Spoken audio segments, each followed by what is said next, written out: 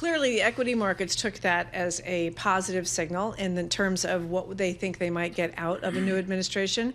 I think what's happened in the last month is that started to temper a little bit. I think you saw with both the Fed becoming more hawkish and the fight over the CR that it might not be so easy to get as much done as people thought they could get done out of the gate. So the question then becomes, how is that going to play out, and to what extent do we have to think about that in the way of positioning? But it wasn't like a major positioning shift that happened right after the election. I know we'll talk about the Federal Reserve a little bit in a minute, but I want to pick up on something you said there, which is sort of what happened with the continuing resolution, and there were so many odd dynamics at play there. Chief among them, perhaps, you have a president-elect who was kind of very actively involved in that debate, in that conversation.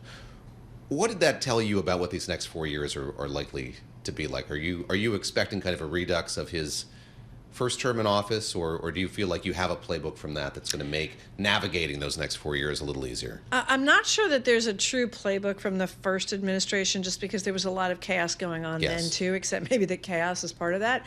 But I would say that what that CR fight showed us with clarity was you don't have a unified party on a lot of things. Despite the majority in Congress. Despite the majority in Congress, which is, there was some concern that a majority, right? But it's a very slight majority, especially in the House, and it doesn't seem to be particularly unified. And this seems to be a theme on the Republican side, that the Democrats have a better ability to unify than the Republicans do. And they can count votes. Well, they can count votes, and they can get those votes together, Yes. and they can get people to stay in one place, whereas it's sort of like herding cats on the Republican side, and that doesn't seem to be, that seems to be an issue if what you're hoping for is an immediate policy response right out of the gate.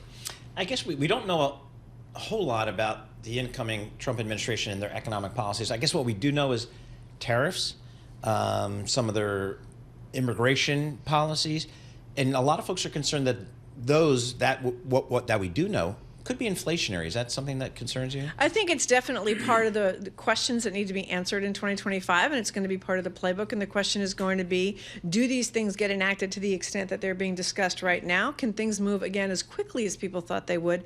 And do we have, if we change the immigration policy from basically an open door to a less open door, and we start deporting people, does that push wages up? And I don't think we know the answer to that yet, but we also are seeing a big strain on resources because of people that are here. So does that balance itself out at all? I think it's unclear at the moment.